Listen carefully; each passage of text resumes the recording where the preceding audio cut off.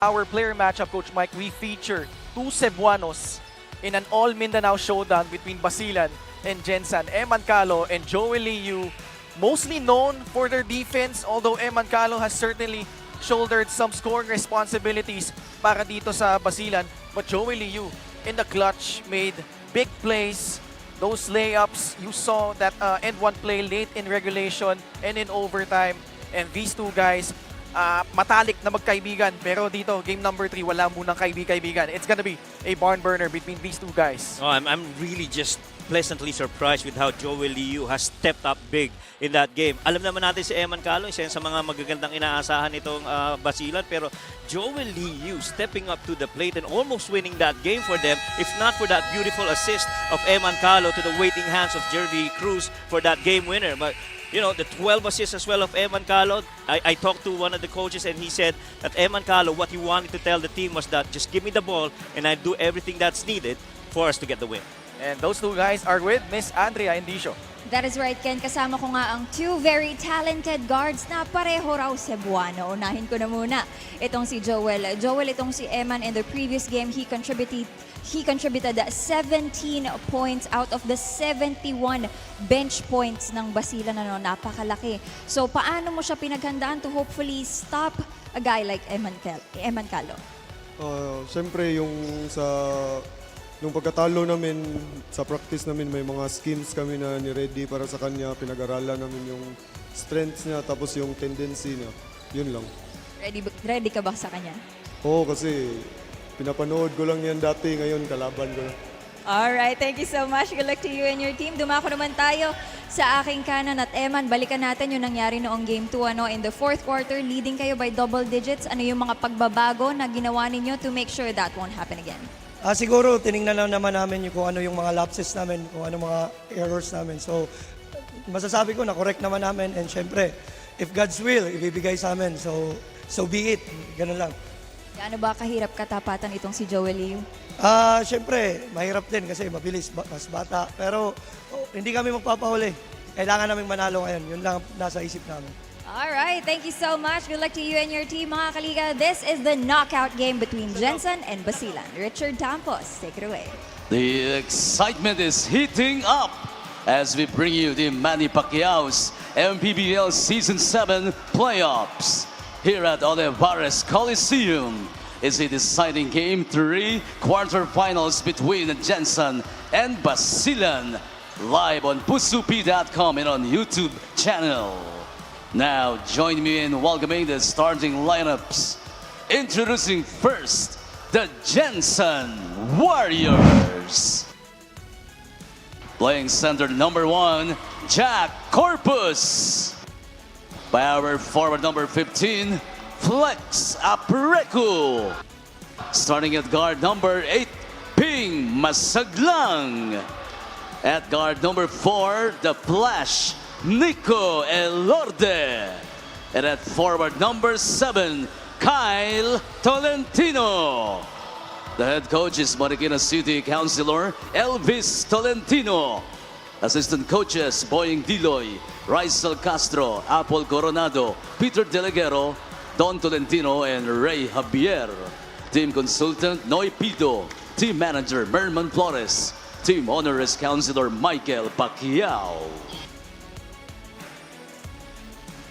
Here they come, the Basilan Star Horse. Coming in at center number 1, James Tempra. To guard number 3, Remar Kaduyak. At forward number 8, Sherwin Concepcion. Also at forward number 11, Gab Dagangon. At guard number 15, Enzo Hoson. The head coach is Rich Alvarez. Assistant coaches Carmelo Navarro, Rob Lapagala, Arnold Siop, and Dan Rose. Team manager Bernard Young. Jensen starts off with Nico Elorde, Ping Masaglang, Jackson Corpus, Kyle Tolentino, and Felix Apreku activated here for the Warriors. For Basilan, this has been the unit in all 3 of their games this series to start things off para sa kanila. Enzo Hoson, Remar Kaduyak, James Tempra, Sherwin Concepcion. and Gab Dagangon. So they will stick with this lineup till the very end. Let's see if this one will earn them a series clinching win. But the Gensan Warriors definitely, with Jackson Corpus leading the way, they have been rejuvenated as they try to get this game number 3 on the road here as Nico Elorde, who struggled mightily in the first 2 games, Coach Mike. Let's see if he could provide a big lift dito para sa Gensan Warriors. Oh, he had crucial baskets as well in their last game. As Ping Masaglang continues to struggle from the perimeter, that's what we've been missing as well dito kay Ping Masaglang. And when you look at the starters now of Basilan, itong grupo na to, Ken, ang nag-aalaw dun sa mga bench players na pumasok ng komportable pagdating sa laro. Napakalaking tulong itong starters na to na regular para dito sa Basilan. Enzo Hoson will drive and they will turn it over. Turnovers were the culprit late in regulation, Coach Mike, where they were leading by 20 above the 4-minute mark, entering the last 2 minutes, up by 15. And they were considerably ahead heading into the last minute. Pero hindi bumitaw yung Gensan Warriors despite that big lead. They were able to make a game out of it. And then Kyle Tolentino hitting that free to force overtime. Jackson Corpus with a jumper. Gensan first on the board. Yeah, we saw that also in game number 2 where Jackson Corpus hit a 3 from upstairs. And that time around, pinapakita niyang komportable siya pagdating doon sa range na yun. And right now, really pure man-to-man defense here being employed by the Gensan Warriors, wanting the Basilan to start very uncomfortable in this game. Enzo Hoson hasn't really found his range in this series as well. Concepcion grabs the offensive rebound. Kaduyak back to Concepcion, lets it fly, and he puts it in. A little late contest there by Kyle Tolentino. He knew he was in trouble soon as he got that ball. It was Sherwin and launched it from that wing 3. Remember in the first quarter, second quarter, I think, of game number 1, there were 5 3-pointers converted by Basilan. James Tempra gives it up to Enzo Hoson. He drives, blocked from behind by Jackson Corpus. Elorde gives it up to Tolentino. Back to Nico Elorde, matched up against Gab Dagangon. Corpus tries a 3. Off the mark, Concepcion grabs rebound number 2. Spins away from Nico Elorde, frees himself up for 3. It will roll out. That was halfway down. Boy, did that shot look really good for Sherwin Concepcion. Back the other way. Kyle Tolentino back to Nico Elorde. Hoson trying to keep in step. Apreku getting a start. 5 seconds left on the shot clock. Apreku, they will let him take that shot. Rebound again by Sherwin Concepcion. Good defense sa pagkakataon na yun para sa Basilan, allowing that ball to settle with Apreco with the clock winding, no choice but to hoist up a shot. More than 3 minutes gone by in the first period. Gab Dagangon misfires from the outside. Tolentino rises. Mintis pa din, tapikan ng bola. Still in play, and Gab Dagangon comes away with it. Hoson now. Kick out pass. Kaduyak, his second attempt of a free. Airballs that one. On the other side we go. Elorde, stop and pop jumper. Still no go. Oh man. Oh, the pace, talagang nararamdaman mo yung yung energy ng mga players na naglalaro sa loob. Concepcion launches. Wala pa din. Empty possession after empty possession here for both these teams. A lot of great looks. Jackson Corpus clanks off the rim on that jumper. Basilan's got to settle down here. You can't afford to be going down, playing with out of control. You got to stay within your pace. Not hurry it up. Quicken it, but don't rush it. Raymar Kaduyak with 8 on their shot clock. Dagangon trying to shake off Apreku, forcing it up, banks it in. Tough shot by Gab Dagangon. Well, Apreco did everything to stop that shot rather by Gab, but really just impressive release amidst that defense by Felix. 5-2. Basilan up by 3. Tolentino missing his third 3-point attempt. Sherwin Concepcion with 6 rebounds already. Nailed a 3 earlier. Pocket pass, stolen away by the Warriors. Nico Elorde. Masaglang loves that spot, and that's exactly why Gensan that baseline jumper.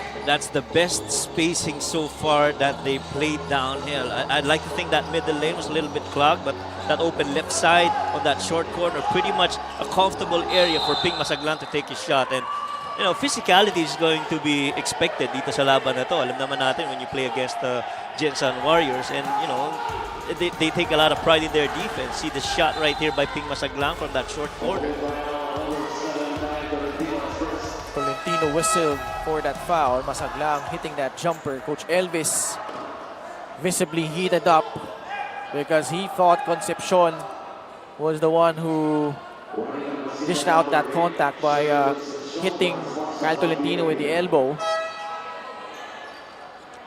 And this is going to be a matter of poise for both these teams. You know, we're done already with the first few minutes, almost half of the first quarter. We'll see. Oh yeah, that's the one. That's definitely an elbow right through the chin. Yeah, I'm not even sure what Kyle Tolentino did there. He didn't do anything. Yeah. He was just standing Siya there. pa'y natawagan dun. Oh, tinatabihan lang niya kasi ayaw niya mapostehan siya. Siya binigyan ng ano eh. And that hurts if you're Gensan. As Concepcion in return hits his second triple. Val Acuña, Joey Liu, Larry Rodriguez, and Mark Cruz now in the ball game, as well as Marvin Jonicio. So a totally different unit for the Warriors. Mark Cruz, he too has struggled. Badly needed that free to go in. Now all the players on the floor for the Gensan Warriors right now have actually very decent three-point shooting percentage. Maybe the lowest would be Marvin Jonicio, but you know, these guys can actually shoot from the outside, and so they can run and they can shoot from 3. Concepcion misses. Mark Cruz to Joey Liu. Gensan trails by 1. Chance to take the lead in this possession. Rodriguez whips a pass. Cruz saves it. Keeps it in play. Acuña peeks at the clock. Ball deflected by Concepcion. Joey Liu will fire. Airballs the 3. Nice defensive stand by the Basilan Star Horse on that trip. Patuloy na magandang depensa pinapakita dito ng Basilan. I like that they're moving their legs. They're staying right in front of their man, not allowing themselves to get beat. See this slot pass over for that 3 by Sherwin Concepcion. Sherwin Concepcion with 6 points and 5 rebounds. That 3-point shot brought to him extreme. Your one-stop shop appliances. Joey Liu gets ahead. And he got fouled in transition. Yan naman ang magugustuhan mo kay Joey Liu. Both ends of the floor, talagang lalaruin niya yan. And kung makakakuha siya ng deflection sa kabila, kaya rin niya itakbo yung bola at subukan makapuntos on their end of the floor. See that outlet right there by the Gensan Warriors, ending up in the hands of Joey Liu, eventually getting hit on his way. Joey Liu, game number 1, 6 points. Improved outing in that second game, 13 markers. Shooting 4 of 7 from the field. At that massive 3-point play down the stretch. And you like the 4 rebounds and the 3 assists in game number 2 para dito kay Joey Liu, because he really was one of those defenders in that fourth quarter rally that allowed them to come back and bridge that deficit para dito sa Gensan Warriors. Under 3 minutes left in the first quarter of the basketball. Someone got tagged with a foul. It's Joey Liu trying to guard Alex Cabagnot.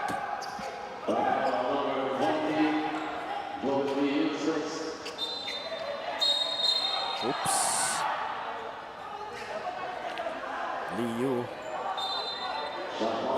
Na importante dito ang poise. Tama yung ginagawa ni Larry Rodriguez, telling everyone, you know, stay in the game, maaga pa. Pasturan. Turns the wow. corner, frees himself up for the lane.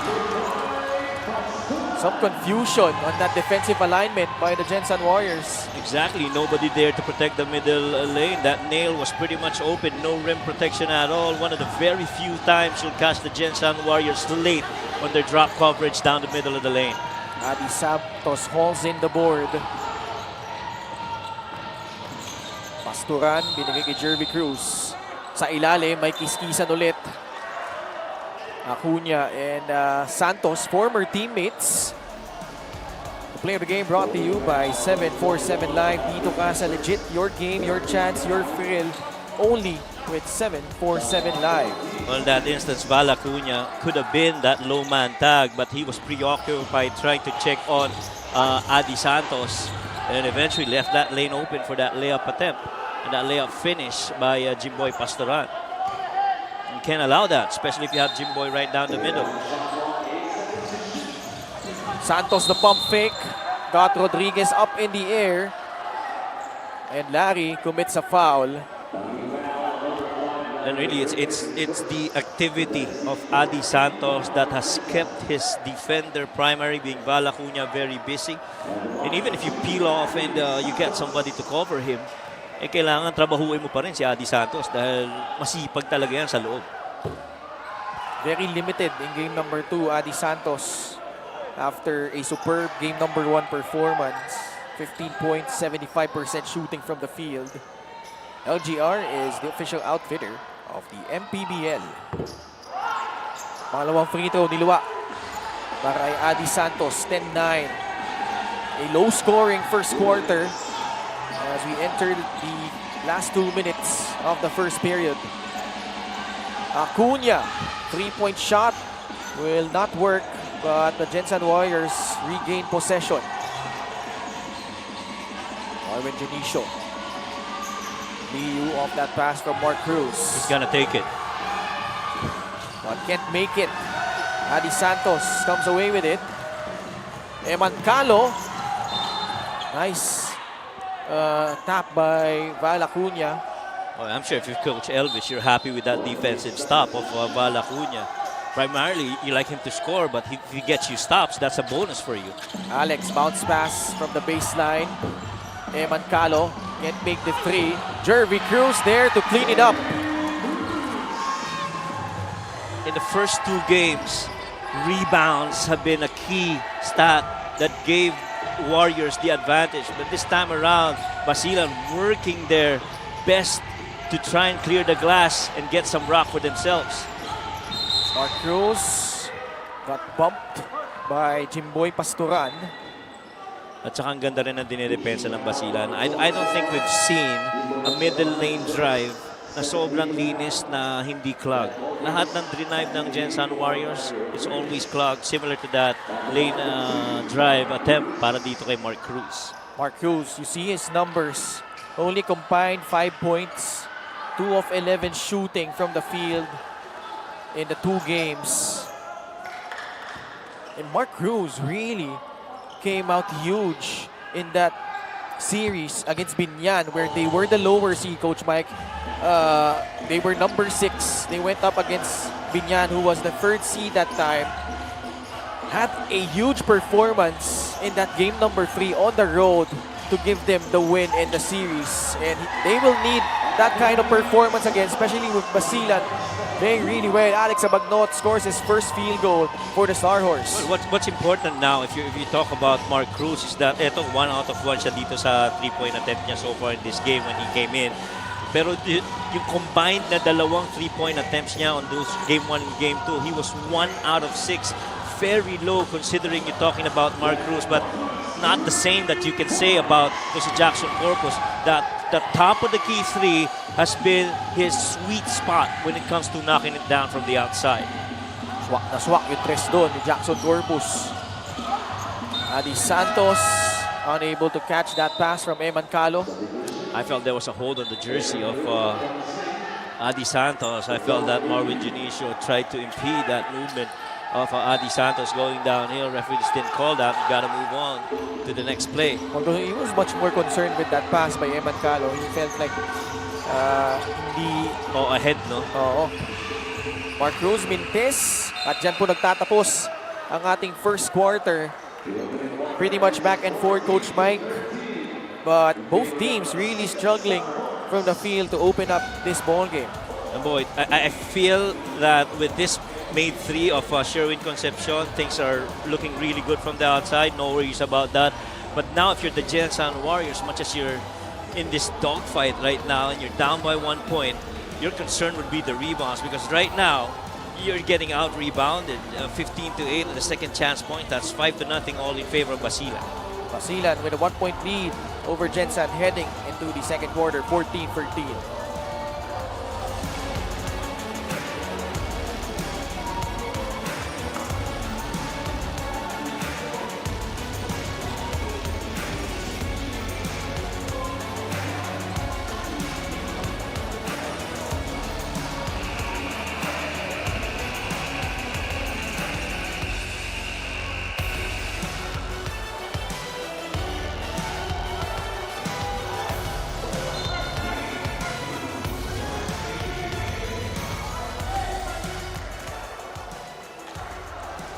Nagbabalik ang MPBL. Coach Elvis Tolentino is feeling feverish today, so Assistant Coach Boying Deloy spoke in his stead. He said last game they became way too comfortable, too lazy sa rotation and not as aggressive. Seeing the tally of 71 bench points ng Basilan, Coach Boying says, we failed to match the energy coming in. Kahit na ang identity ng Jensen includes their outside shooting, the sad part is they settled for that. Maraming dapat options but they didn't do so. In example nga nila itong si Alex Cabagnot, a guy who never forces shots, very cerebral inside the court and undoubtedly influential to his teammates. Always aware of what's happening. Magaling mamaraan. A player anyone could definitely learn from. Back to you guys. Maraming salamat, Andrea. And Coach Mike, the attention in that game number 2 was the blown lead late in the fourth quarter.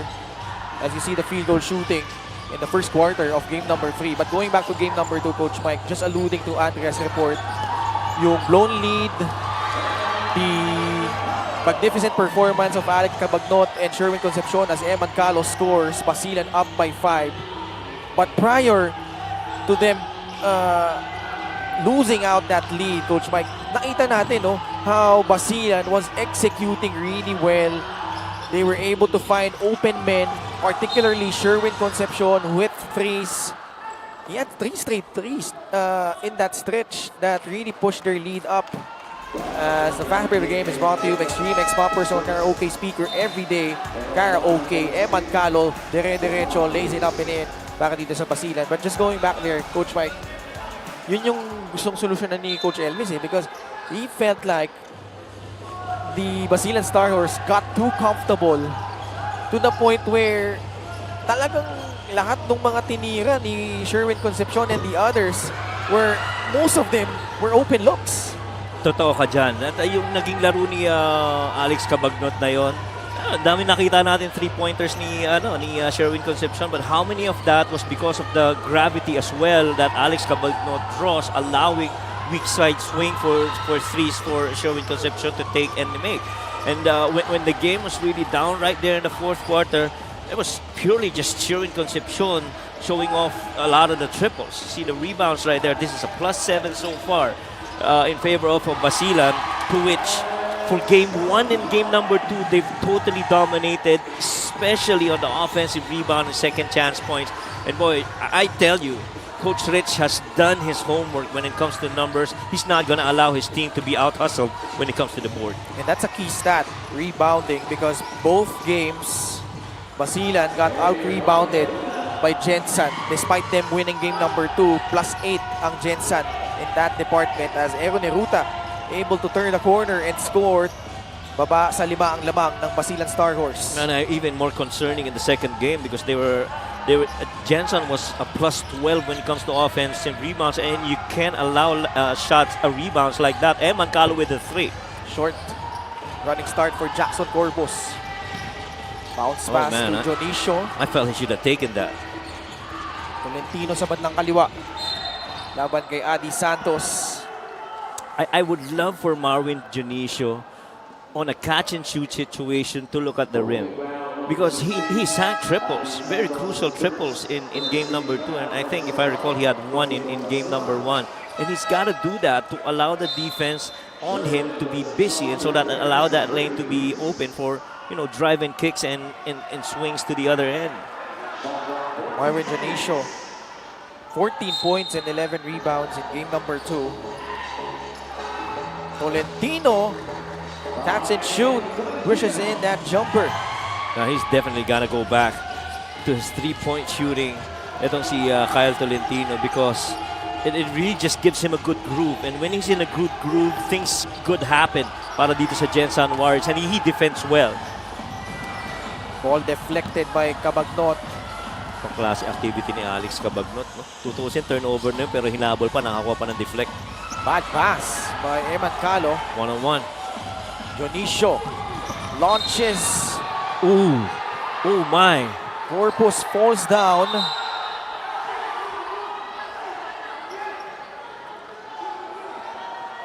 Major collision there. Corpus visibly hurt. Well, Dionisio took off, and Eman Calo went with him. There was no whistle. Both guys fall down on the floor, and Jackson Corpus was trying to recover that offensive rebound. See that right here. That was a good jump. Ow. I don't think there's anything there to be like unsportsmanlike or what have you on Eman Calo. He was down there. He didn't see who was coming, and you also have to protect yourself. There's a big guy in Jackson Corpus falling towards you. Yeah, he was actually bracing that fall too. That's right. But good thing Corpus is up and okay.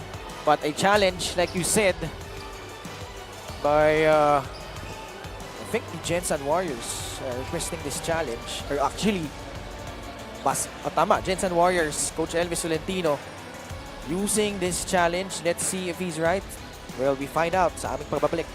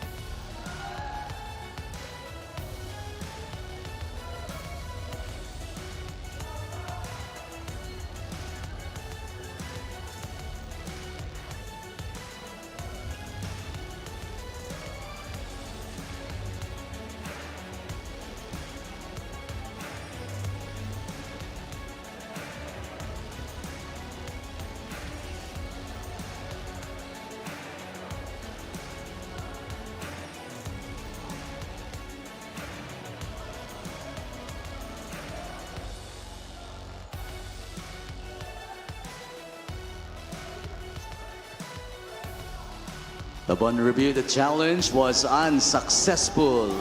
Foul on Eman Calo's burst. There was a warning on Basilan for improper Unsuccessful bench challenge decorum. by Coach Elvis. You gotta see that again. Marvin takes off. Oh, I don't know about that. I don't know about that. I don't think there was enough. He really just went vertical against that drive of Marvin Dionisio. And so, you know, calls like this, you gotta move on and forget about it. Not allow your your energy and your perseverance on the floor. You gotta forget about that and move on. You're playing a good game. If you're Basilan. Actually, it was Basilan that challenge. So there was some confusion dahil nagkakambola. Basilan challenged that last foul call on Eman Calo and it was unsuccessful. That's That's right. why the reaction. That's right. Concepcion There you go. nails his third triple. A total of 9 points and 5 rebounds here in the first half. And Sherwin Concepcion has risen to the occasion. Big time shots from Sherwin. Game number 3. He did that in game number 2 and he keeps on going here in game number 3. Concepcion tagged with a foul.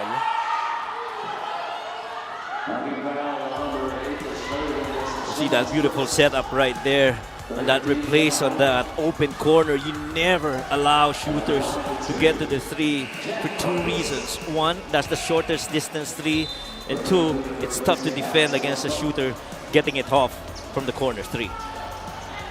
Jackson Corpus on the line here. Makes good on the first free throw. Good news for Coach Elvis is halos hindi naapektuhan itong shooting hand ni Jackson Corpus after that scary fall earlier on that drop against the Eman Calo. Itong free throw na ito, din sa atin ng Extreme Appliances ang subok at kompletong appliance brand ng Pilipinas. 2 for 2 for Jackson Corpus. 7 points. James Tempra returns for the Basilan Star Horse. Under 6 minutes left. Good press. Concepcion ahead. Tried to save it but to the wrong guy. Eloy Tan, nakabuelo. But nice transition defense by Renzo Navarro. There you Jonicio lets it go. No. But I love that he took that shot. If you're Marvin Jonicio, you cannot just catch it and wait for everyone to go to their spots. You yourself, you understand, you have that range. You've always had that with you, and you've been working on it. You got to take it. Liu, papaltan muna si Aaron Heruta. Natagangon, also back in for Basilan. They're really bringing that ball all over to that coffin corner, and you get past that first line. Here's where the adjustments would come. Oh man, Sherwin is on fire. 4 threes for a total of 12 points. But practically, when you get that past the first line of that defense, it's a numbers game. And Basilan has actually taken over that situation, running wide, allowing shooters to go to the corner. But this time, the battle on the boards, well, that's a push on Marvin. Baksak si Eloy Tan. Sherwin Concepcion picking up from where he left off. 3-point shot brought to you by Extreme. One-stop shop appliances. You see how Marvin Jonicio actually peeled off after that chase, understanding that he's got a shooter on his side. He's gonna run to him, but that quick release of Sherwin Concepcion has allowed him to make another 3. And Sherwin so far has got what, 3 3-pointers already? He's got up at 4 out of 6. And he continues with that really hot hand from beyond the arc. Kanina tinry mag-press nitong Gensan. Now the Basilan Star Horse in front by 5. Kaduyap. A lot of 3-point attempts from Basilan. 4 out of 14. Gensan also 2 out of 12. 13th attempt on that shot by Kyle Tolentino, but it results into a miss. Kaptagangon. Masyadong malakas. Kay Eloy Tan ang bola. Tan pushing it. He drives and he got fouled. I love the pace of both these teams. Actually, you get a live turnover or a live missed shot. You run the other way. You find out if you have a 3. If you don't, you go to your attack, skip, swing action. And really, this pace is really more to the liking of both these teams. Nico Elorde will come back in for the Gensan Warriors. So far, Coach Mike, the guards haven't been, I would say, in their usual game. To sila Mark Cruz, Nico Elorde, That's right. even Val Acuña. The guards and the wing players. Kyle Tolentino, Eloy Tan. That's right. 9 points in game number 1, game number 2, 8 points and 8 assists.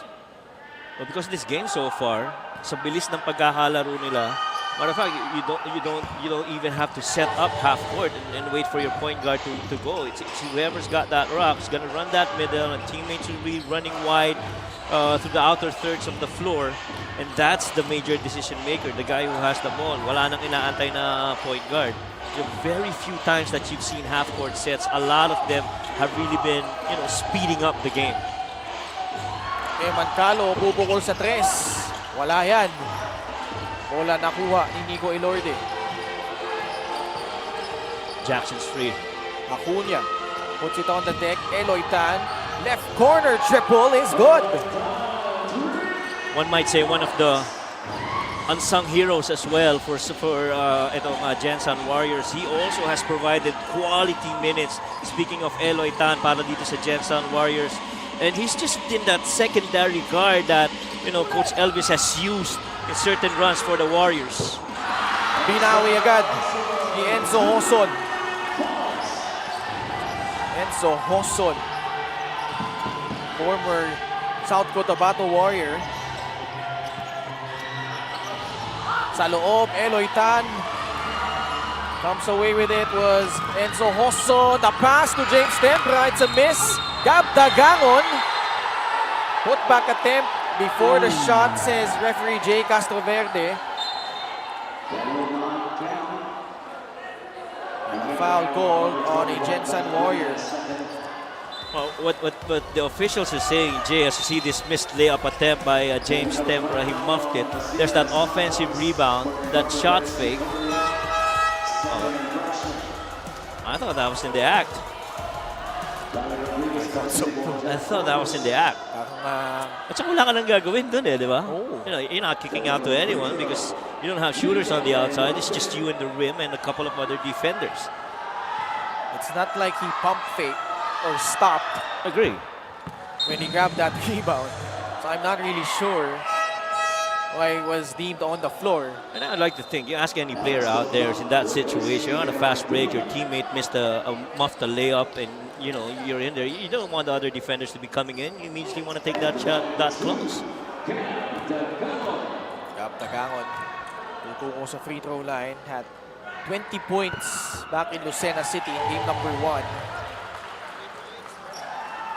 Hits the first free throw. And there have been certain games that Gab Dagangon has actually shot very well for Basilan. And, so long as they keep this playoff run alive, they are going to be holding on to him in as much as they've done with Sherwin Concepcion. Bola na agaw ni Gab Dagangon. Alex Cabagnot wants to settle things down. Look at how smart that was for Alex. Calo nawala sa kanyang bola, but the counter steal by Cabagnot. Nice pass inside to Gab Dagangon, who scores his 5th point of the ball game. One of the smartest guards that we have here this season in the MPBL. Alex Cabagnot looking at the rim but understanding peripheral vision, did not go for that shot, saw his teammate free and gave it up inside for that couple of points. Acuña, pupukol sa 3. Wala pa din. Bola nakuha ni Marwin Jonicio. Nice cut by Eloy Tan, who sneaks in that layup. Lahat ng itinitira ng Gensan Warriors, hindi madali. Lahat challenge. At alam nilang merong depensa sa harapan nila. Approaching the 2-minute mark. This is Nico Elorde, who drives, no whistle. Calo on the other side. The pass to Alex Cabagnot. All day to shoot. Hook it! And that to me is just trust on what your teammate can do. As soon as Eman Calo got that ball and released it, see this turnover right here by Nico Elorde. As soon as Eman Calo got it, tried to locate Alex Cabagnot, signaled a made 3. Hindi pa nakaka-release si Alex pero alam na niya, napapasok yun. And Alex Cabagnot pads up the lead up to 6, 35-29. Timeout Gensan.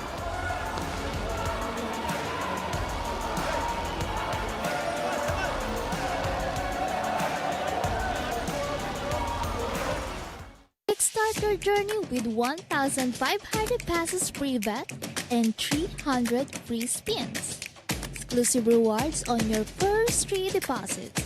What are you waiting for? Your flight to big wins is ready. Board now. 747 Live, dito ka sa legit.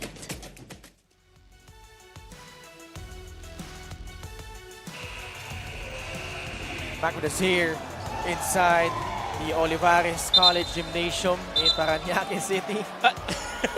Is that a Spider-Man sighting? Mixer fan of the game, born for greatness. You heard the big news, Arwin Santos. Indefinitely suspended by the league for his actions in game number 2. And a big loss, obviously, but this guy rising to the occasion. As always, 22 points, 9 rebounds, 6 assists after a subpar game number 1 para kay Alex Cabagnot. Coming off the bench. 33 minutes in game number 2 after going 27 minutes in game number 1.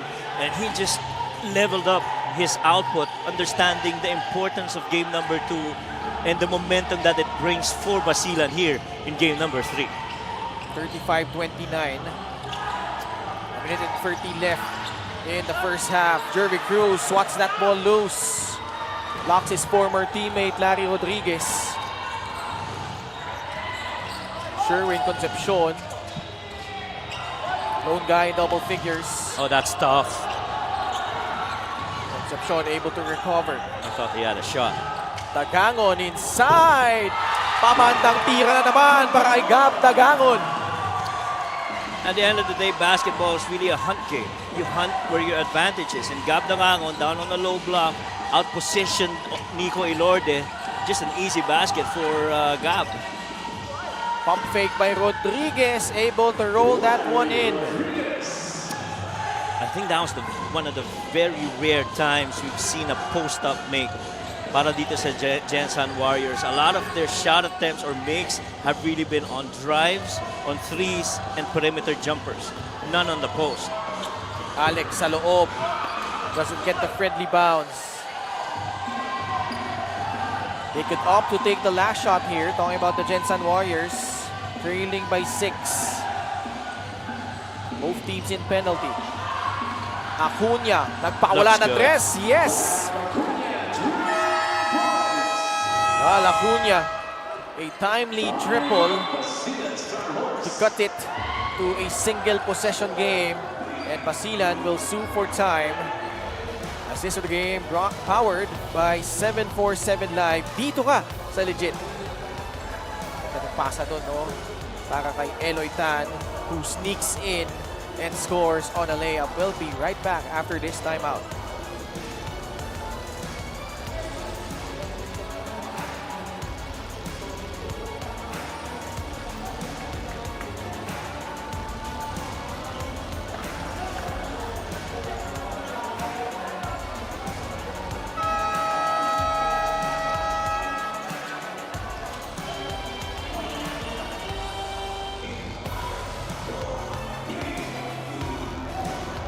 Elvis Tolentino and Coach Boyeng Diloy trying to figure out what can work here for the Gensan Warriors, because they have trailed for the majority of this first period. Basilan with Alex Cabagnot fading away, no good. Jonicio to beat the buzzer, and that's gonna do it here in the first half. Sherwin Concepcion, a marvelous shooting display in the first 2 quarters, picking up from where he left off in game number 2. Yeah, and indeed, we've talked about it. Top of the coverage, it is going to be imperative for Sherwin to Concepcion to continue to, provide that shooting from the outside. And so far, he has not disappointed the Star Horse team with those threes that he's made here in the first half. For the third straight game, the Basilan Star Horse are up against the Gensan Warriors at the half by 3 points, 37-34.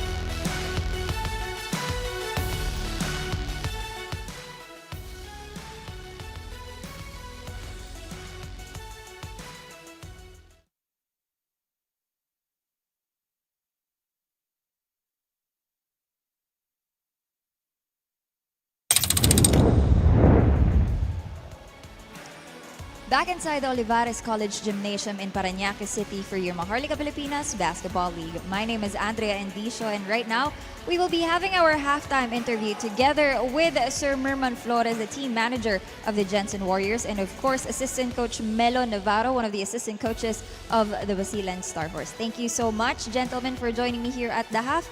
Unahin ko na muna si assistant coach Melo. And coach, maganda yung naging simula ng Basilan, kahit na wala yung isa sa mga influential players ng inyong team. Paano nyo nga ba nakuha itong rhythm na ito?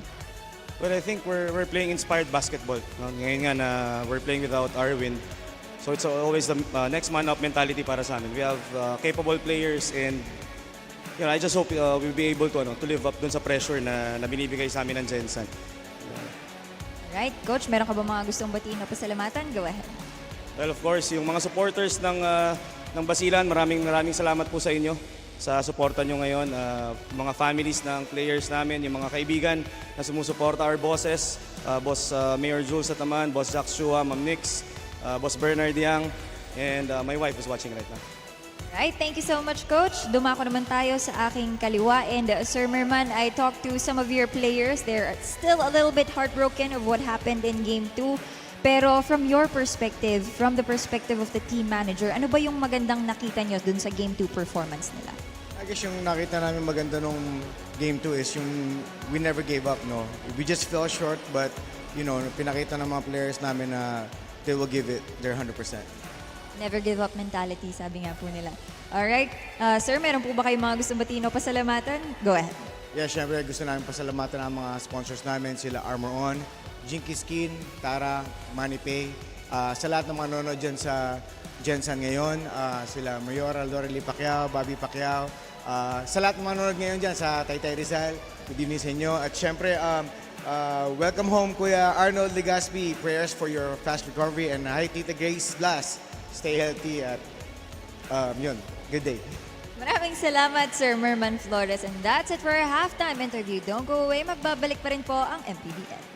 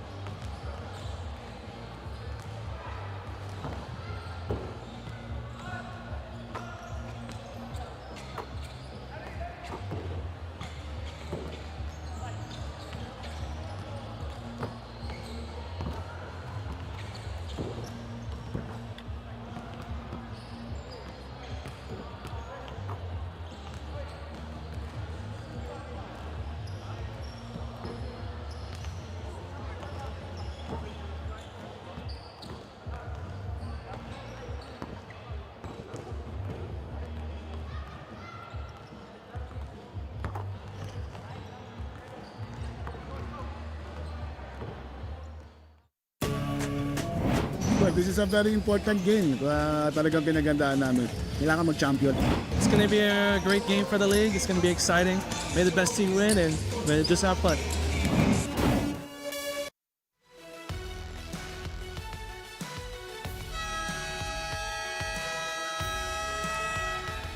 It's been definitely that fighting fire with fire. Coach Elvis Tolentino and former Gensan Warriors head coach Rich Alvarez now with the Basilan Star Horse, and they are the ones in the driver's seat again after the first 2 quarters, leading by 3 over the Gensan Warriors 37-34.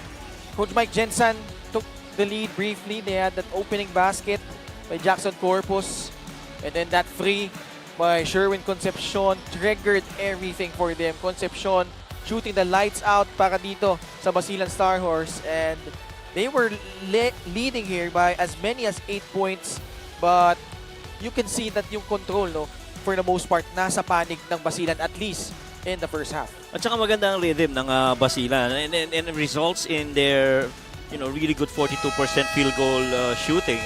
Yung rebounds, clearly, nakita yan ni Coach Rich na that was a key factor, including yung points inside the paint. Right now, this is, I think, the first time in this series that we've seen them outnumber pagdating sa department na yan, itong Gensan Warriors. Pero pagdating naman daw sa bench points, medyo nagkapalit naman. Mas maganda yung bench contribution rin ng Gensan.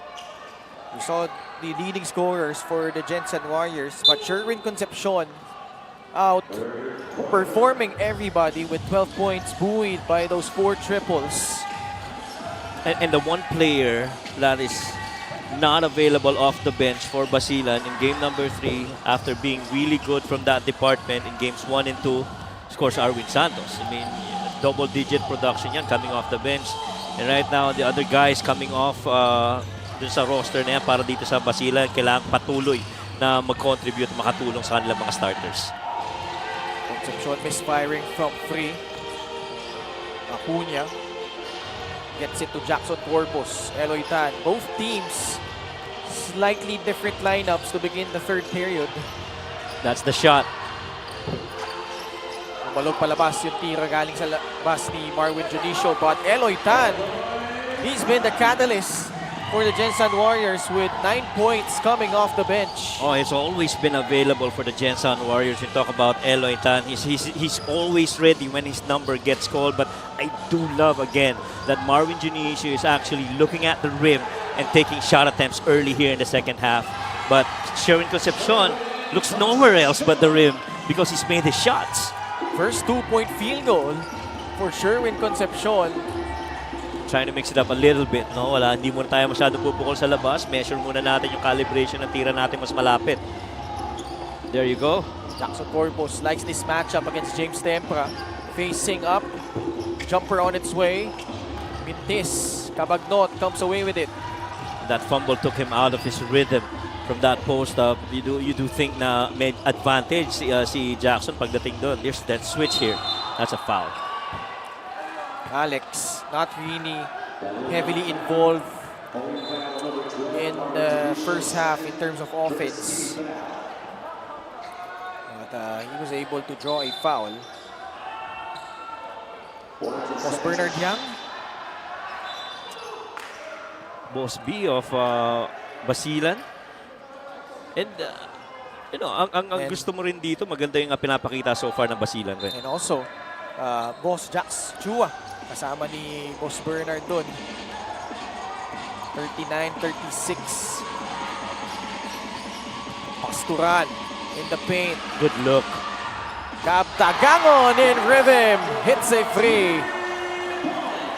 And that's the thing about downhill drives. You get everybody pretty much focused, going down on that paint, forgetting that somebody is rising from the top. In that case, happens to be Gab Dagangon. And he had all the time in the world to release that shot. Balik sa 6 ang lamang. Corpus able to draw a foul. Now, contrary to how they played the post in games 1 and games 2, see this beautiful kick right there out to the waiting hands of Gab. In that instance, you really got to release that shot after that catch. Nothing but net. I was saying about itong post-play nitong Gensan Warriors, wala masyadong movement ng weak side, unlike in game 1 and 2. Jackson Corpus hits the first free throw. So far, still perfect, 3 out of 3 for a total of 8 points. And he continues to be a solid contributor for the Gensan Warriors. Now GR, the official outfitter of the MPBL. 2 for 2. And you mentioned how he has been a solid performer so far para dito sa Gensan.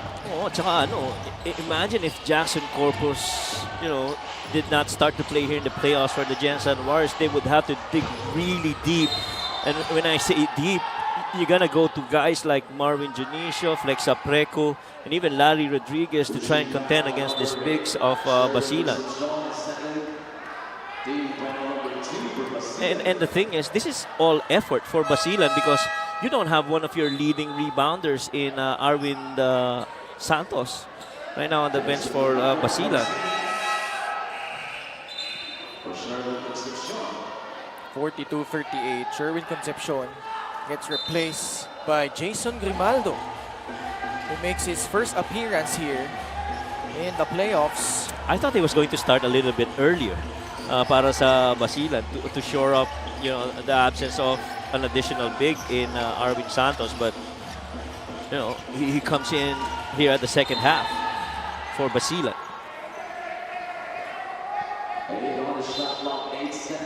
8 seconds sa shot clock ng Gensan. Eloy Tan makes his move. Jonicio dials in from deep. Still no ring there. And so far, they have not really gotten to challenge the shot of Marvin Junicio because he has not made a shot from there. A little action right there with Grimaldo and Eloy Tan. Grimaldo, of course, trying to get it to a spot where he's gonna seal deep. Itong si Eloy Tan, understanding that he's got advantage once that ball gets into that paint. Very important quarter for both of these teams, because the team that pulled away in this particular quarter went on to win their game. Game 1, you saw the Gensan Warriors end the third quarter leading by 10 as Alex Cabagnot hits another free at labang ng Basilan by 7. And just going back to my point, Coach Mike, yung Basilan, ganun din yung nangyari, no? They led by 12 points nung nagtapos yung third quarter in game number 2. At kaya yung third quarter, napaka-crucial na pang-shift ng momentum para dito sa dalawang teams na ito. And that triple by Alex Cabagnot is their second triple make for the third quarter. And they've been so far at least having a couple of threes in every quarter in this game. 2 shots coming in for Jackson Corpus. Let's check in with Andrea. During the halftime huddle para sa Basilan, the boys are in high spirits. The coaches are liking what they are seeing. May mga adjustments with the new plays Jensen has been running. But nonetheless, the intensity of the Star Horse is there. On the side of Jensen naman, still with the problem of how Alex Cabagnot has been running things. We haven't even seen Jervy Cruz, who has been with them in the previous season. With a dagger he provided last game, kahit na late na siya ipinasok ng game 2, only goes to show na talagang maraming bala ang Basilan. In the words of Jervy, sabi ko naman kay Rich, pasok mo lang ako kung kailan sa tingin mo kailangan ako. Ready ako, and we know how he can deliver whenever needed. Back to you guys. Indeed, Andrea. Nakita natin, no, that game, not only game-winning free, but a season-saving three-point shot. Season on the line. Jervy Cruz hits that free, gives them that 2-point lead, and then Alex Cabagnot with a stop to enable the Basilan Star Horse to get that win. This was the skirmish down low between Marvin Junicio and James Tempra. And both really trying to maybe send a little message to each other. After all, dikit itong laban na to. This is just a 2-possession game. And ano nga pamagat ng series na to? It's fighting fire with fire. I'd say it's fighting fire with ice. Kita mo na kung gaano kakalmado si Coach Rich. And of course, you do understand when we talk about fire, you can't help but see the passion burning in Coach Elvis Tolentino and every time that he coaches his team. So James Tempra and Marvin Junicio both got teed up. Oh, now you got to watch it if you're either James or Marvin. You're just two valuable contributors for your respective teams. And then they go back now to a full court pressure. 45-40, 5-point lead for the Basilan Star Horse. Alex Cabagnot. One-on-one against Larry Rodriguez. Sidesteps into a free. Off to the left. Grimaldo saves it to the wrong guy. Jackson Corpus in stride.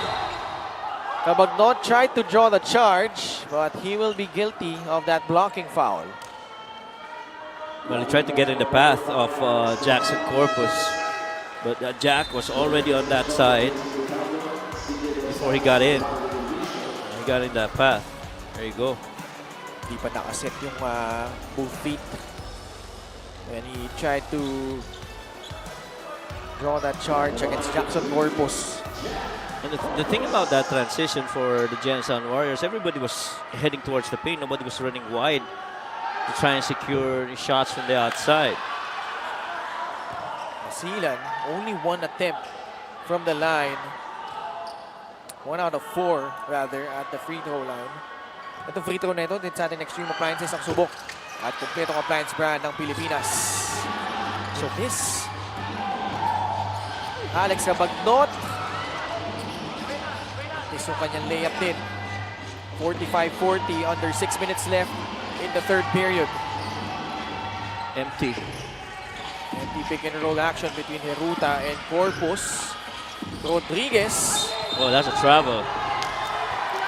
He thought he got held up. I thought he traveled definitely in that instance. Natapik pero hindi bumagsak eh. Correct. Ang sikip rin talaga ng activity sa loob ng paint. The spacing is not so good for the Gensan Warriors only because Basilan has been compacting that paint. Not a lot of turnovers though from both sides. But plenty of fouls. Oh, kasi when you talk about these teams, you know, averaging roughly between themselves 13 turnovers per game, and this is pretty much a well-played 3 quarters so far with that much turnovers pa lang. It's the shot misses that have allowed Basilan to run. Aaron Heruta. Tried to lose Jimboy Pasturan off the dribble, but someone else got called for a foul. Well, one of the things that you want to do if you're in that situation and you don't have enough space is you try to, get past that gap. And so far, that gap's been very tight for guys like Heruta and even Eloy Tan earlier, even Mark Cruz to try and navigate. Because once they got past that, then it becomes a numbers game. But so far, that has not happened yet for the guards of the Gensan Warriors. Gaya ng nabanggit natin, maagang dumating sa penalty situation ang magkabilang kupunan. We're not even past the halfway point of this quarter. Aaron Heruta hits the first free throw. And somehow you're not surprised of that graphic na clearly very significant yung advantage na yon in terms of free throw attempts for the Gensan Warriors because for the most part that's where they've really been very good at. Past the halfway point of the third. Concepcion the catch. Jervy Cruz to Cabagnot at the post. Alex fading away. Book it. Oh my. Alex Cabagnot going to work.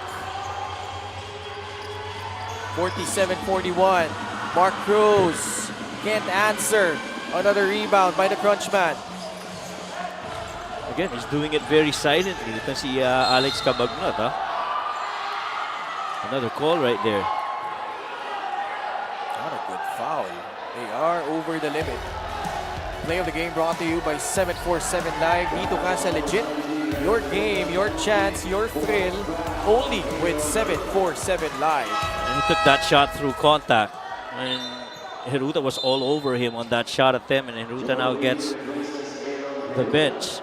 And Joel Liu comes in.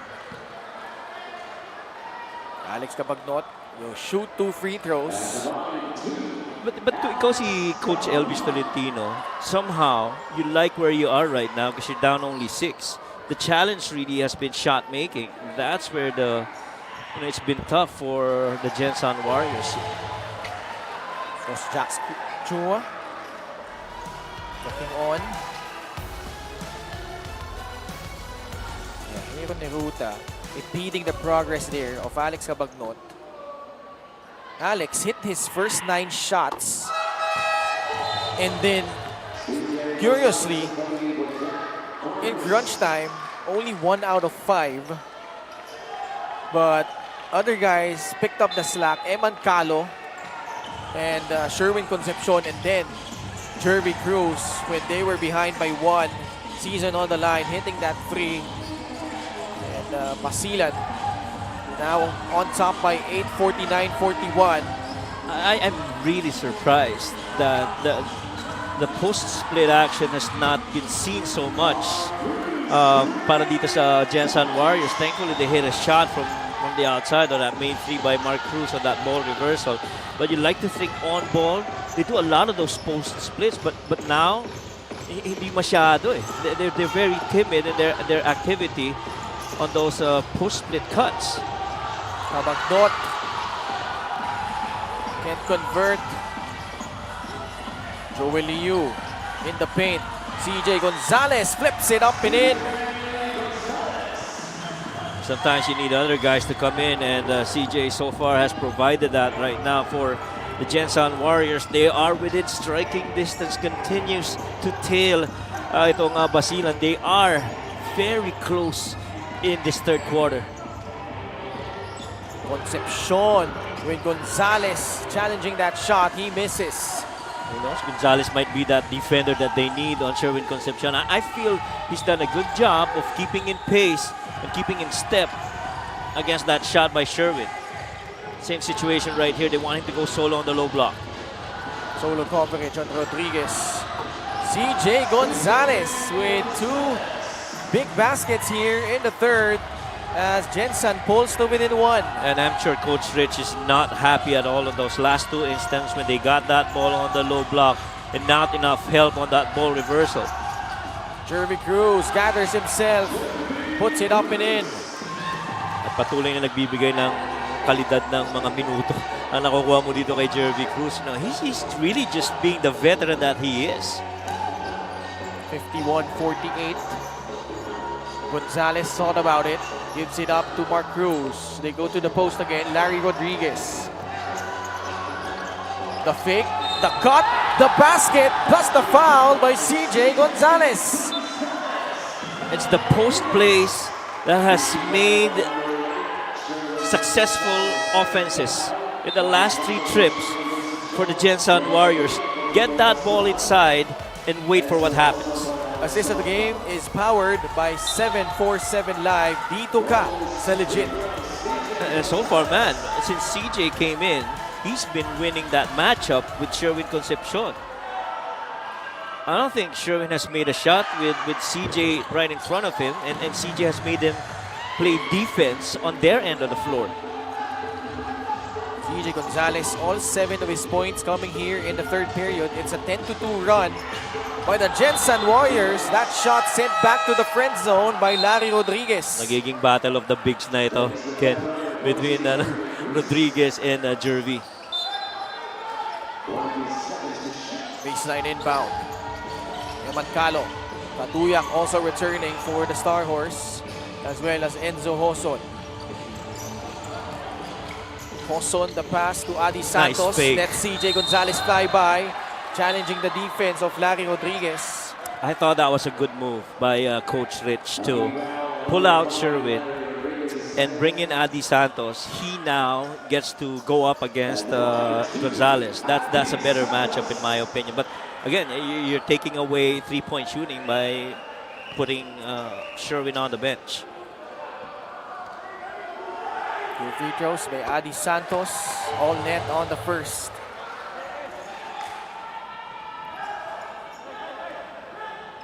Tsaka wala masyado mga rim run ngayon si Adi, ano? Not so much. Even in game number 2. Correct. His best game was in game 1 when he scored that one, that 15. Him and Arwin both had 15, right? Parehong free throw na ipasok ni Adi Santos. Jackson Corpus, papaltan muna ulit si Larry Rodriguez. 53-51. Post up. Corpus. Seems like he's changed his headband and then he dishes out a pass to a cutting CJ Gonzalez, who has all 9 of his points here in the third period. And the way it looks, they're hunting CJ Gonzalez on the offensive end. Ooh. There's got to be a call on that. That was after the whistle. So they will review this. And rightfully so. Well, he got beat, right? Sa ilalim, naunahan siya sa pwesto eh. Itong si Kyle. The thing is, pagkatapos nung pito kasi may nangyari pa ulit. Yun kailangan reviewin din.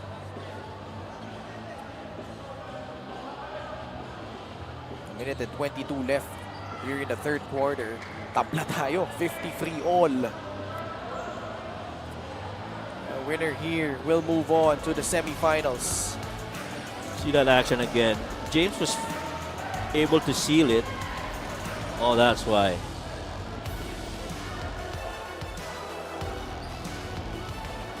James had an elbow out on Kyle. This is the second time that Kyle has gotten an elbow.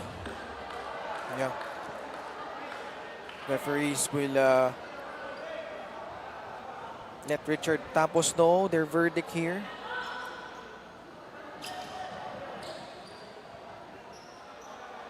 This is gonna be a foul on Kyle, but ano pa yung ibang tawag dito? Foul on number 7, Kyle Torrentino. Penalty is second.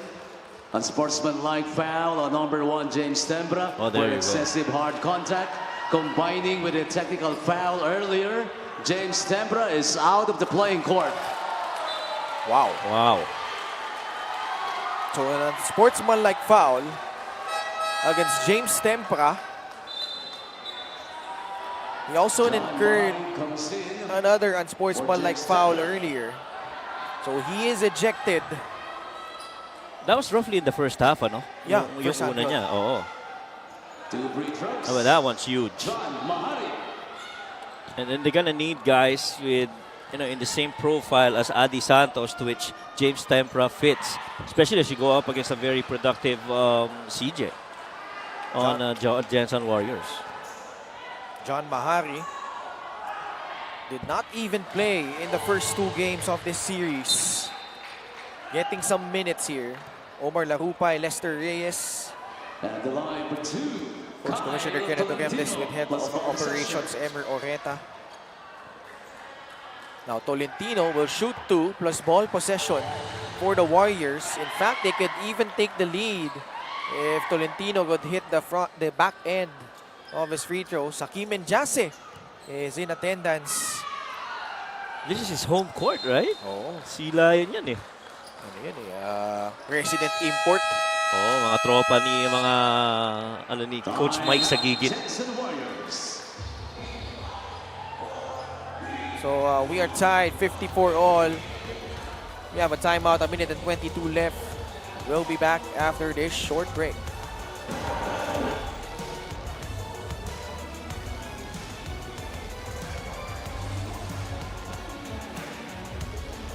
Loyalty takes off at 747 Live.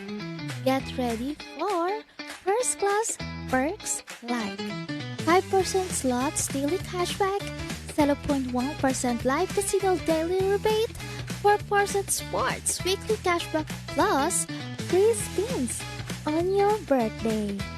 The spin and bet gets you closer to rewards. Hope on Bird. 747 Live. Dito ka sa legit.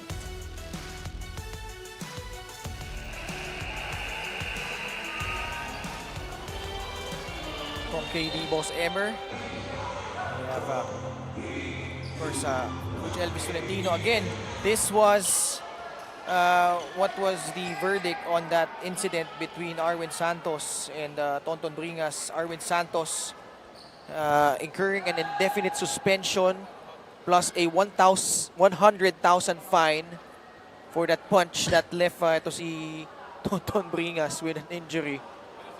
Of course, our well wishes to Tonton Bringas for a speedy recovery. Right. So,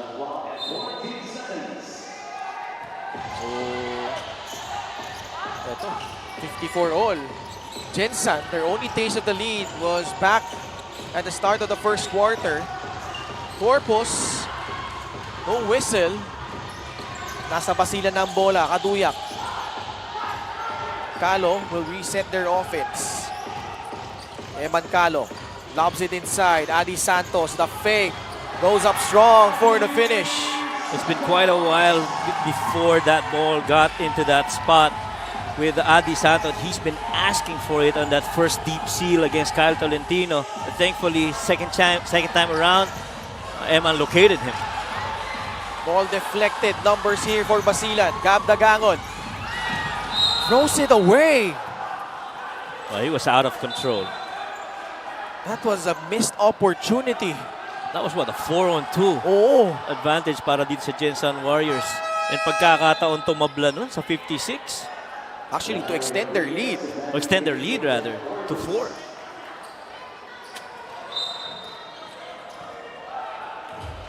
Bola ng Gensan. Mark Cruz locates Larry Rodriguez. Sizing up Adi Santos at the post. Lee Yu, kick out pass. Kyle Tolentino for the lead. It's short. Nice effort by Joey Lee Yu to give another possession for the Warriors. Rodriguez in trouble at the corner. Ball will remain with the Gensan Warriors. Pero kita mo yung activity talaga ng Basilan to go for those 50-50 ball. And understanding that the corner, it's technically coffin corner. Somebody's got to get in there and double up and not allow an easy pass out of that. A lot of teams don't want that ball in the corner because it's a pretty dangerous spot. Mark Cruz hits a free, and Jensen now in the driver's seat. And finally, Mark Cruz lets go a shot that he was very comfortable with, but Gab Dangangon, what a make. Look good in real time. They will review it, but it looked like that he got it off just in the nick of time. Gab Dagangon. Also in double figures for the Basilan Star Horse. This was the three earlier by Mark Cruz, who has really struggled with his shot all series long. But the answer by Gab Dagangon clearly left it. Still a lot of time remaining when he let it fly from the baseline. And the Basilan Star Horse reclaiming the lead at the end of quarter number 3. Highlights of the game brought to you by Sip Plus, the official hydration partner of the MPBL. Elevate your hydration.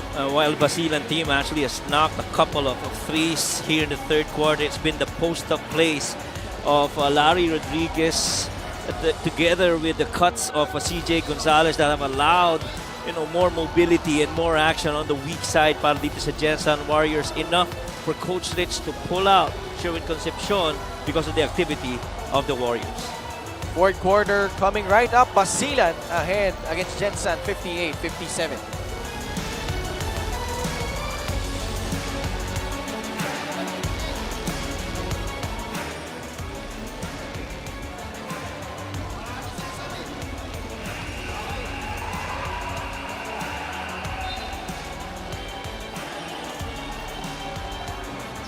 Back here inside the Olivares College Gymnasium in Parañaque City.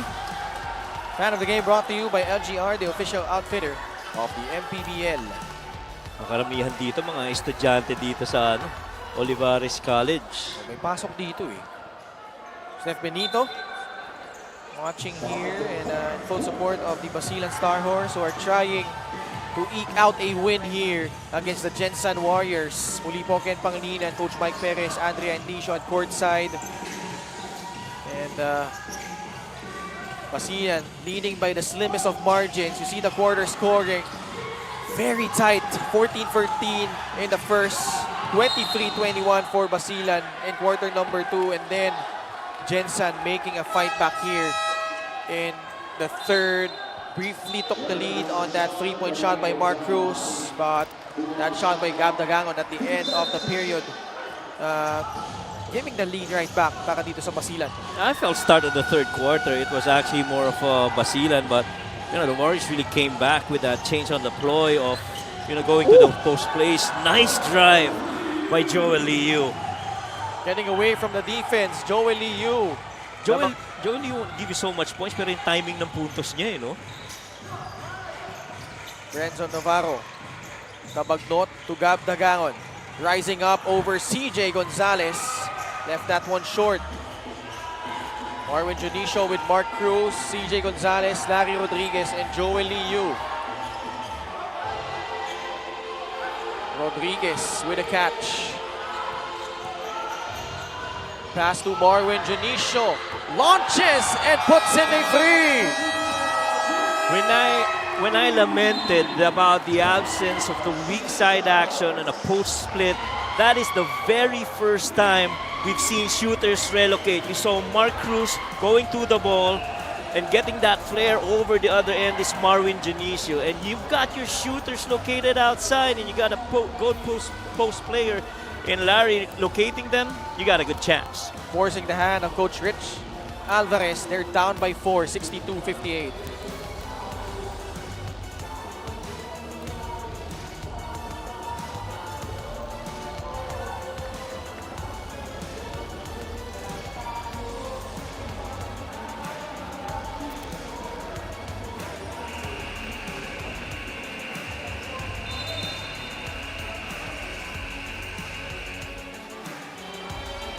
Marwin Junicio and Nico Elorde with 14 points each for the Gensan Warriors in game number 2, coming up with big plays in the fourth period and in the overtime frames.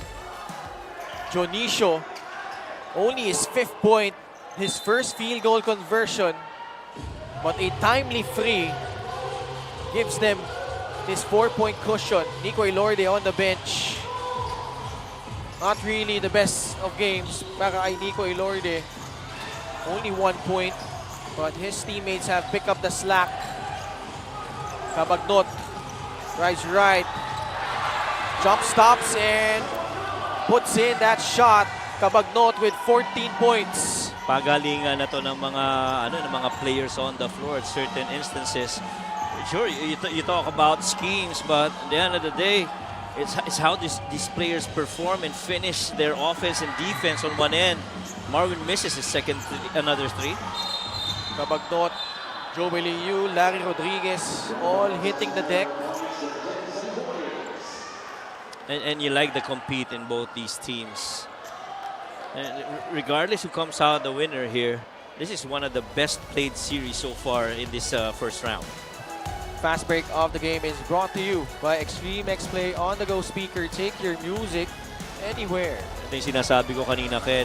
Bihira kang bigyan ng puntos ni Joel Liu. Hindi malakihan niya, pero yung timing ng kanya mga basket, yung 3-pointers niya in game number 3, even that potential game winner in the second overtime, if Jervy didn't make that shot in the end for Basilan.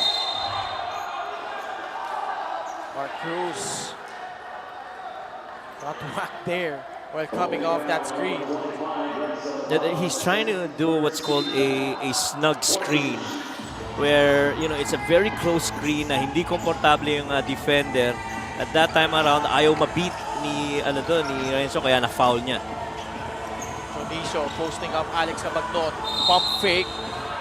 Got Kabagnot up in the air. And Junicio giving Alex Kabagnot a dose of his own medicine. Able to draw that foul. Well, that was a good fake though by Marwin Junicio. And for really the most part in this game, he's really, as soon as he gets that feet set, he goes up and rises for that shot. This is one of the few times in this game, to my recall, that he actually went to that pump fake before going for a shot. Kaya napeke niya dun si Alex Kabagnot. Marvin Junicio. Massive double-double in game number 2, 14 and 11. Gets the friendly bounce on the second free throw. Berman Flores of the Gensan Warriors. Gensan. Again, a lower seed in the South Division playoffs, trying to duplicate that feat. Last season, Jervy Cruz was a part of that, but he misses that free. They've been going to display time and time again. Cruz overshooting the mark. Mancalo, a missing link today. Only 2 points. Now he fires. Still no go. Cabagnot with offensive rebound. Cavaro back to Cabagnot. Concepcion to a cutting Mancalo. Finds Jervy man. Cruz. Umalog palabas yung kanyang tres. Eman really has that knack of locating teammates on the weak side. That was a beautiful ball reversal after a 45 cut. Larry to a cutting. Mark Cruz. Mark Cruz able to score in the paint. Mark Cruz, at least for those last 2 to 3 possessions, has actually outplayed Renzo Navarro. Mark Cruz with 12. Again, coming alive here in the fourth. Liu with the foul. This is a game brought to you by 747 Live. Dito ka sa legit. See that beautiful pass right there. Once again, getting beat. And that paint action. And Mark Cruz is gassed. He has to be subbed. Jimboy Pasturan comes in as well as Eloy Tan. Sabay sila pumasok dito. Jackson Corpus also in the fray. Stepping back for three. Jimboy Pasturan, it will roll out. 66-60, Gensan with a 6-point lead.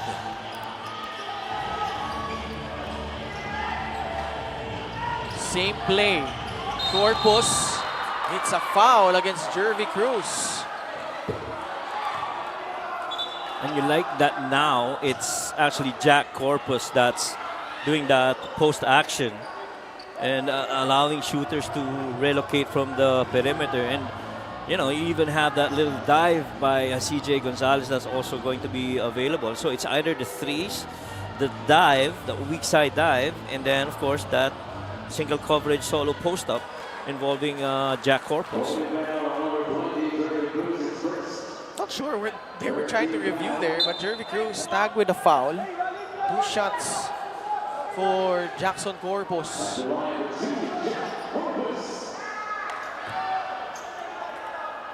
Missed his last 2 free throws. Jackson Corpus working on another double-double. 12 points, 8 rebounds after that free throw. Jensen pulling ahead here, up by 7.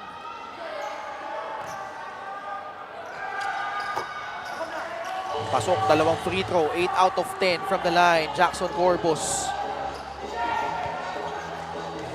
68-60.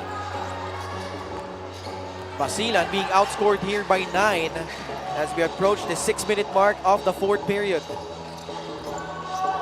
It's their time to play catch-up. Corpus whistled for that foul. Corpus with his 3rd personal foul. Yeah, that's number 3 on him.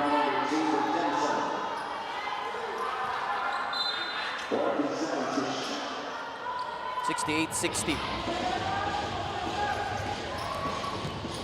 Pasturan, slight Hesse, drives, earning himself 2 free throws after getting fouled. And I like that read by Jimboy Pastoran, immediately seeing that, you know, Eloy Tan was already on his heels, backpedaling. He was heading to the paint, and he really just went at it. First free throw is good for Jimboy Pasturan.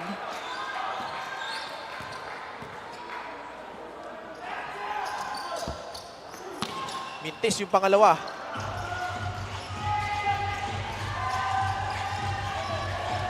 Joel Liu. Sa poste, Jackson Corpus. Corpus got rejected. Napigan ng bola. Cabagnot could not catch it. Three-point shot by Marwin Junicio, who has come alive here in the second half. 10 na ang lamang ng Gensan Warriors. Cabagnot, short. That was a good look. In the fourth quarter of game number 2, they made 5 3-points. Speaking of Basilan Star Horse. And right now, with Sherwin Concepcion being cold, somebody's got to make those shots. Basilan missing their attempts here in the fourth. The well has gone dry for the Basilan Star Horse. And you have to remember, Ken, in that last win by the Basilan Star Horse against the Warriors, they made 17 3-point makes, the most this season in any game that they played. And so far, it's been tough. And Jack Corpus understands downhill action. Once he got to draw Jervy, went at it and tried to claim that paint action for his advantage. Peruta comes in. Tolentino also about to check in para dito sa Gensan Warriors. You got to find Sherwin Concepcion now. You got to set him up. In the first half, he was shooting roughly about 60% from 3. And so you got to start to find him. I feel like Basilan needs to settle down here. Basilan has had 6 attempts from 3 this quarter, and none of them have been converted. 2 for 2 at the line. Timeout. Basilan. The parents of Nico Ilorde here in attendance as Basilan trails by 12. We'll be back after this timeout.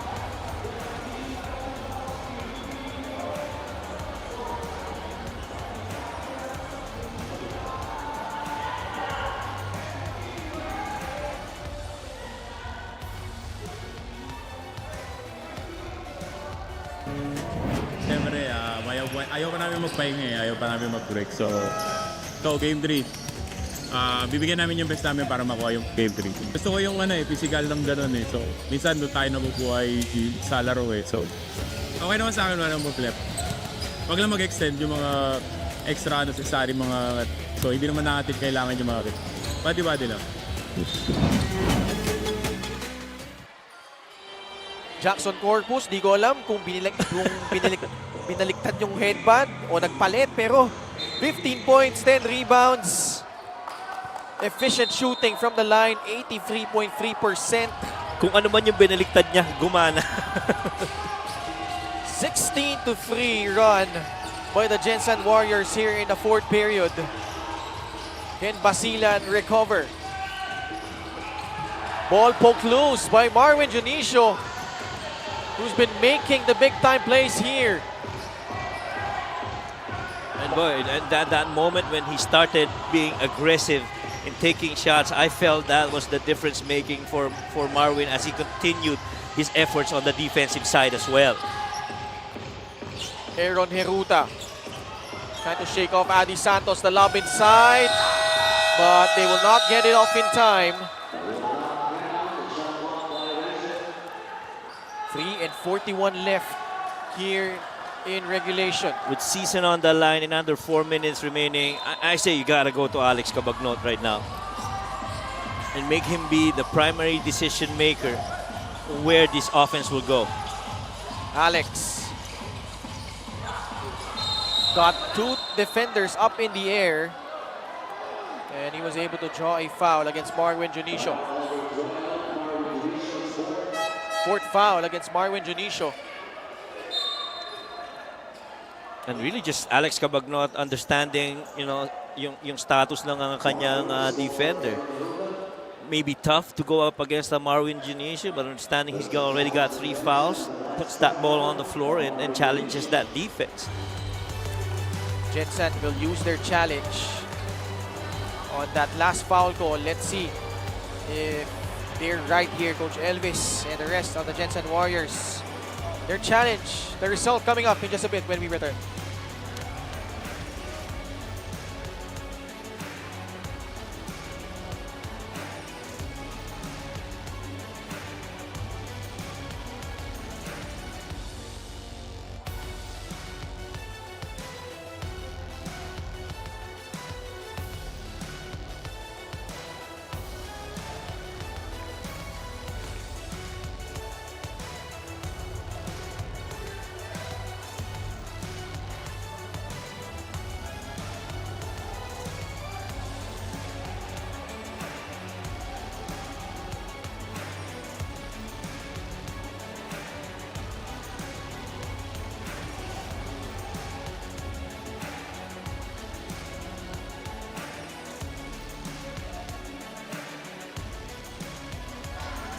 Upon review, the challenge was unsuccessful.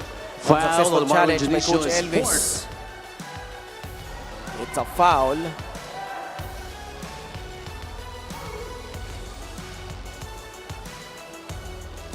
Junicio was the one who got tagged with the foul there. Oh, I don't know about that. Maybe, previous to that shot attempt, there might have been that foul, but if that whistle got blown on that shot attempt by Alex, I don't think that was enough to merit a foul. Let's check in again with Andrea.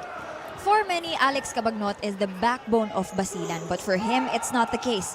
One of the many things you would admire with Alex isn't just how he plays, but how he treats and sees his teammates.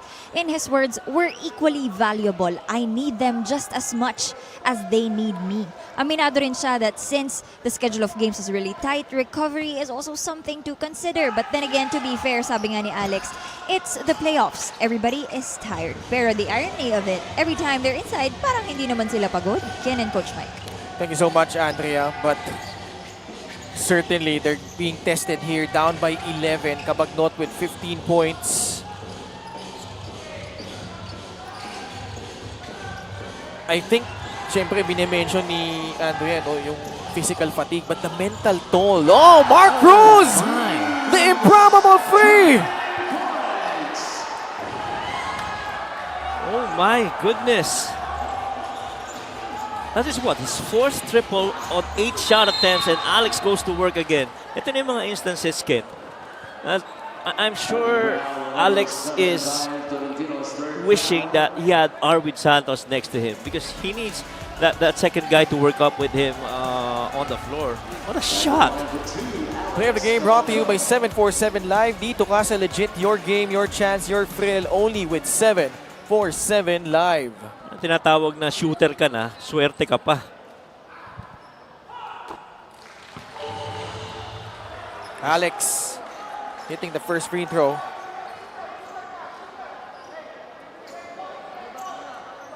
Mark Cruz only had 2 points in the first half. We talked about how the production was missing from the backcourt in the first 2 quarters.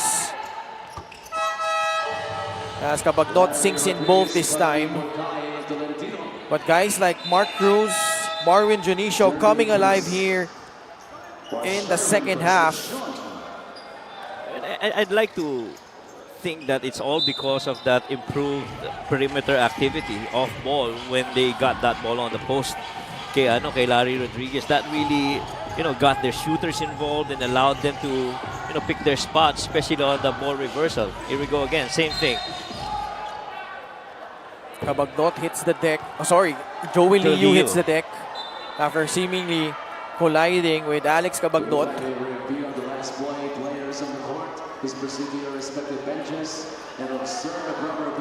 Well, Joel Leo was trying to give a little screen to allow that cut the other way, and Alex was trying to fight through it.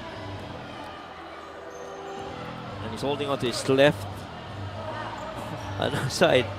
Pero I'd like to see that again because considering kung gaano katibay ang katawan nito ni Joel Liu, that should just be a regular foul. Yeah, and he knew that Alex was coming and he was ready for that contact. So that's just a regular foul. Both teams over the limit. Joey Liu will be tested at the line. So this is where you really would have to admire and be at awe on the resilience of the Gensan Warriors in game number 2. They at this point, 4 minutes in, they were down, what, 20, I think, right? In the fourth quarter. And they were trying to keep chipping away. Joey Liu hits the free throw, still perfect. 3 out of 3. 5 points for Liu. And this addition of Joel Liu this season for the Gensan Warriors has provided that extra edge in terms of defense to play alongside Nico Ilorde.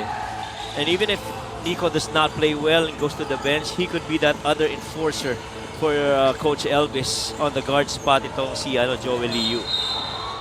Kapag not single-handedly trying to will Basilan back.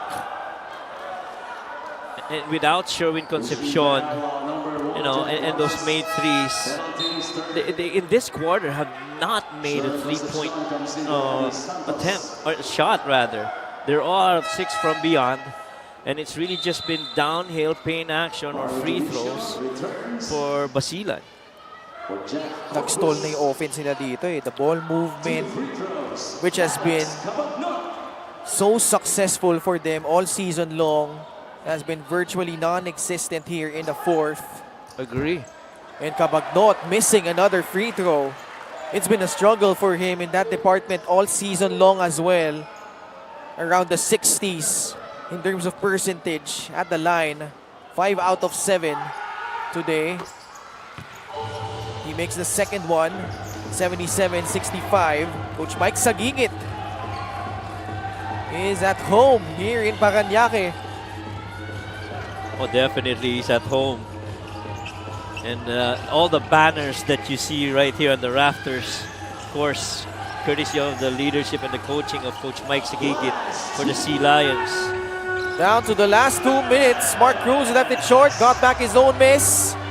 Gensan clinging on to this 12-point lead. Mark Cruz. No. Another rebound by the Warriors. And that's where they've been really good at. In the first half, it was actually a number that we alluded to that the Basilan Star Horse has done a good job of taking over, especially on second chance opportunities and offensive rebounds. But the comeback of the Gensan Warriors has proven once again that they play with a lot of intensity and a lot of motivation in the second half. The Basilan Star Horse on the brink of elimination, staring at a 14-point deficit. Mark Cruz, who struggled both in games 1 and 2, coming up big here in game number 3. The pass inside. Gonzalez misses, and it's a shot clock violation. Ball did not hit the rim. And so with this impending win, Ken, they're going up against Quezon. Dixer, great move, the game born for greatness. Rodriguez with the layup, pushing the lead up to 14. Ganda ng pocket pass na yun, and hats off to Alex Cabagnot. He really, for the most part, early in the season, his minutes were managed. They were trying to pace him, but come the big games here in the playoffs, his numbers and minutes have been up, playing close to 30 minutes per game, scoring, rebounding, assisting, leading, doing all the other stuff. And that much you really have to admire from an Alex Cabagnot for the Star Horse. Curiously though, last season, Parañaque, when they were the number 5 seed, they were able to beat number 4 Zamboanga on the road. They traveled to Zamboanga and beat them. And the Gensan Warriors duplicating that feat here. They were the lower seed for the second consecutive season and able to outlast Basilan holding them to just 9 points here in the payoff period. They move on to the South Division semifinals. And I tell you what it does to this matchup with Quezon. I feel profile-wise, they're pretty close to how Quezon plays. I feel that just like Quezon, these guys play with a lot of edge. And surely the drive to get us well to the finals, even the division finals short term, would be in the minds of the Gensan Warriors. But hats off to Basilan as well. Best player of the game is powered by 747 Live. Play what you love, win what you deserve.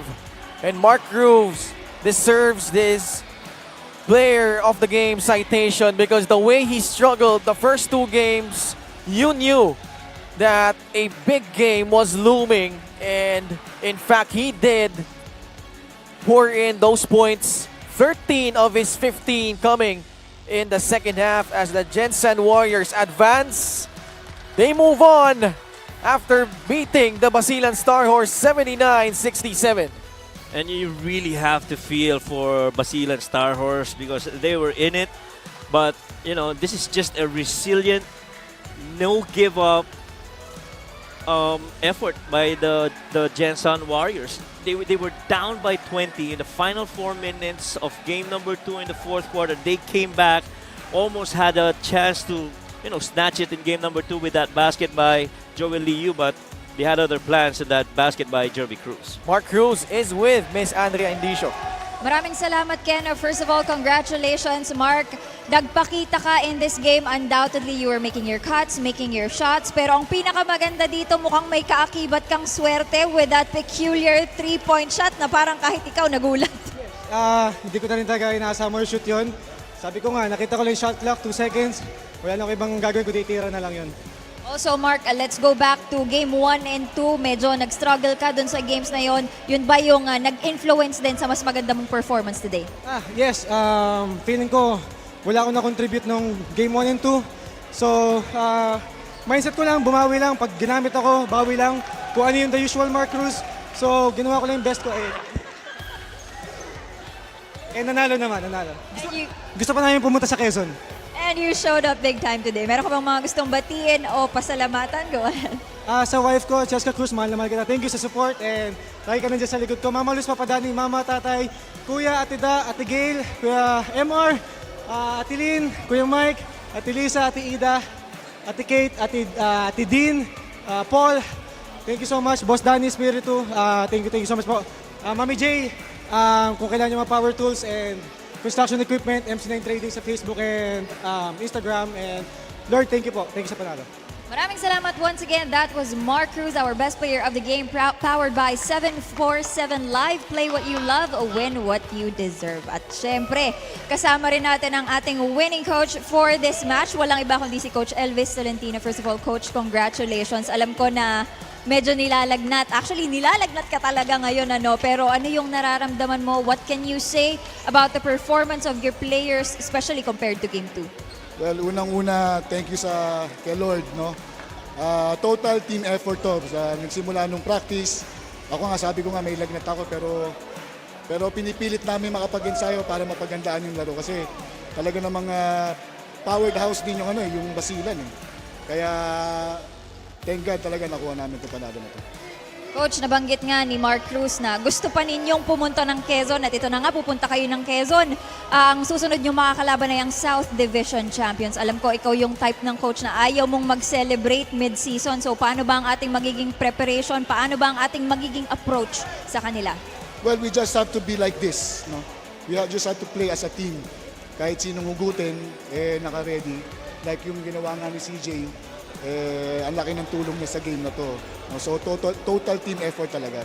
That is indeed very beautiful. Meron po ba kayong mga gustong batiin o pasalamatan? Siyempre, unang-una binabati ko yung ever supportive wife ko. Yan, si Eileen Tolentino. At saka sa anak ko, si Kirk Tolentino. Hi. And kay Boss Manny. Boss Manny, para sa iyo yung panalo na to. At pipilitin namin na maipanalo to all the way. Maraming salamat, Coach Elvis Tolentino. And once again, congratulations. Babatiin ko na rin pala yung mother-in-law ko, si Mamita. Happy birthday po sa inyo. Alright. right, once again, that was Coach Elvis Tolentino. Congratulations to the Jensen Warriors. Back to you guys. Maraming salamat, Andrea. A lot of heroes for the Gensan Warriors. CJ Gonzalez, all 9 of his points coming in the third quarter. Massive double-doubles from Marvin Junicio and Jackson Corpus. And there you have it, the Gensan Warriors, for the second consecutive season, move on to the South Division semifinals as a lower seed. With Coach Elvis Tolentino at the helm, they will have a date with the Quezon Huskers. Well, definitely the Gensan Warriors living up to their name. Indeed, Warriors down in game number 2, came back, and eventually winning game number 3, and they get to face Quezon in the South semifinals. That's going to be a good one. 6 teams have advanced. We are awaiting for 2 more, 1 each in the North and South Division. And boy, what a first round series this was. And this one, not much different. On Tuesday, we will travel back to Palayan City. 7 p.m. game.